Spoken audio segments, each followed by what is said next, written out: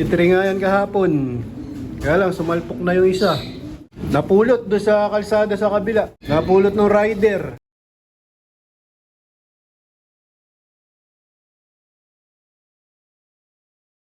Welcome back mga kalapatids. Maraming salamat sa Kalapatids Breeder and Flyer Mix ni Boss Ronald Gonzales. Boss Ronald, wala na kaming patoka. Maraming salamat sa Royal Feathers Pigeon Bat Sold. Ano yan, kay JPH Look. Tapos sa Metacol para sa atay at balahibo ng ating mga alagang kalapate ni Steady Bird. So yun mga kalapatids, bali ito na yung mga young bird namin. Yung isa malungkot 52. Oh, tama lang yan, 53 nga yan kahapon. Kaya lang sumalpok na yung isa. Bali kawawa nga yung isa mga kalapatids. Buti nakuha ni Ron Ian Cruz. Napulot doon sa kalsada sa kabila, sa tapat ng Aling Kikas. Napulot ng rider, binigay sa kanya. Nung makita ko nga yung ibon, baling-bali yung paa, tsaka yung breastbone mga kalapatids. Buti na lang, may mga painakay pa kaming pahabol. Kumbaga, hindi niya rin kakayanin. Hindi, bali-bali na ako. Oo, bali yung breastbone, tsaka yung yung paa. Kawawa. So, meron nga kaming malungkot. Kahapon pa yung ganyan. Ano yan? 2 araw nang nasa labas yan. Oo, tagal niya umuwi. Kumbaga, tapos na kumain yung mga kasama niya. Siya, nasa labas pa. Kaya pala matambay. Oo, tapos ayun pa isa. Lipat yan. Pagod kayo lipat. Hindi, nakatambay lang siya doon sa labas. Ang tagal nilang magsipasok ngayon. Kasi nga yung panahon, pagka ganyan mga kalapatids, ang hirap magpapasok ng mga kalapati pagka yung makulimlim. Sabi ko nga, mas gusto ko magturo kapag yung tirik na tirik yung araw. Madali silang tawagin, pero pagka yung makulimlim tapos umambon, nakainom na sila sa labas. Pahirapan ang pagpapapasok. Tapos kahapon, malakas yung hangin. Hindi pa sila ganong veterano sa paglipad. Natatangay sila ng hangin, kaya siguro sumalpok yung isa.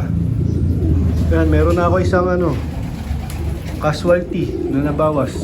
Pero ganun talaga ang pag-iibon. Kasama yan, mga kalapatids. Kaya dapat lagi tayo may reserba o may mga nakaabang para sa mga ganyan. Para kung sakaling may madisgrasya na isa, may papalit kagad tayo. Pero wala namang pressure yung ARPCI kasi hindi naman katulad ng PHA yan na may ban assignment. Sa mga local club, wala nang ban assignment. Kahit late ka mag-breed, pwede. Kahit bago mag-umpisa yung training, pwede ka magpahabol. Sa PHA, hindi pwede yun mga kalapatids. September dapat tapos ka na mag-breed. Dahil ban assignment na. So yun, yung mga malulungkot dyan, nakikita nyo katulad nun. Mga hapon na pumasok, hindi nga nakakain yun kahapon. Ayun, bala ko mamaya pakawalan ulit sila. Dahil nga tapos na yung mga ginagawa dito. Ayan, dire-diretso na yung pagpapakawala namin. Bali ginagawa ko pagpapakawala sa kanila ay batch by batch. Noon ako yung mga talagang lumilipad na, meron ngang dyan 13 na groupings na. So hindi ko pwede isama yung mga bago pa doon. Although turo na halos lahat. Kaya lang syempre iniingatan pa rin natin yung ating mga young bird. Hindi ko pa sinasama yung mga mga mas bata. Kasi madali nga mapagod yung mas bata, baka mamaya ilayo. O dalhin sa malayo, hindi makabalik agad yung mga mas bata. Nasaan yung sing-sing nung sumalpok? Oh, hindi ko din Ay nawawala, hanapin mo, baka nandiyan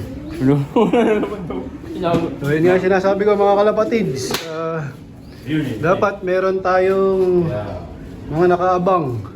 Buti na lang meron pa kaming mga sising-singan. Tapos to doon sa sumalpok naming ibon. Yan, meron isa. Bali ano yan, kay paring Russell na yan, anak na yan ito. Tapos mayroon pang kapatid to, nasan ba? Ayun, nandun, sa brown. Isa din. Tapos ito, mapipisa na kay Idol Sanji. So, dapat talaga hanggat hindi pa veterano sa paglipad yung mga young bird natin. Tsaka kapag meron pang mga sumisiyak, dapat lagi tayong may nakaabang na pang-reserve. Kasi meron tayong mga hindi naasahan na mangyayari sa mga young bird katulad nung nangyari sa amin. Sumalpok nga yung isa. Balimbali yung paa tapos yung breastbone biyak. Buti na lang meron pa kami pang reserba. O nakaabang na mga napisa, bagong pisa. Bali, 3 na nga lang yung isisingsing namin na ARPCI Combined MacArthur, tapos okay na. Kumpleto na yung young bird namin. Pero magtitira kami siguro mga 2 hanggang 3 pares para nga dun sa mga dun sa mga ganong pangyayari, yung di natin nasahan, mga salpok. Wag lang yung yung talagang mapapalayo yung ibon, yung mawawala tapos hindi isusuli. Wala nang pag-asa yun mga kalapatids.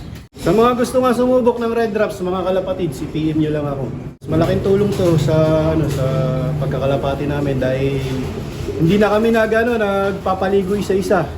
Yung ilulubog pa sa tubig yung mga ibon natin na may may gamot. Baga pati yung yung dati yun yung ginagamit namin. Napakasama sa kalusugan nun mga kalapatids. Tsaka sa kung napansin nyo kapag nagmagayo parang nasusunog yung yung balat ng kalapati dito. Kaya hindi na namin ginagamit yun. Bukod sa matrabaho, ang hapdi sa balat. Buti na lang, pinagamit sa akin ni Johnson. Itong red drops. Galing nga to ng US, mga kalapatids. Bali, ginagawa namin, isang patak lang dito.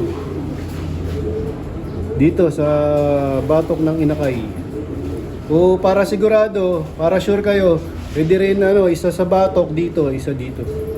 O kahit gantong edad mga kalapatids, nilalagyan na namin bago namin ilipat dito sa sa young bird loop.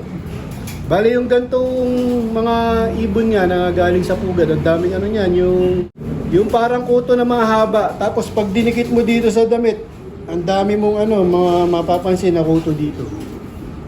Bali, nawala ng lahat yan mga kalapatids dahil nga simula nung nagbigay kami ng red drops. Napakatipid nga nitong red drops, isang patak lang.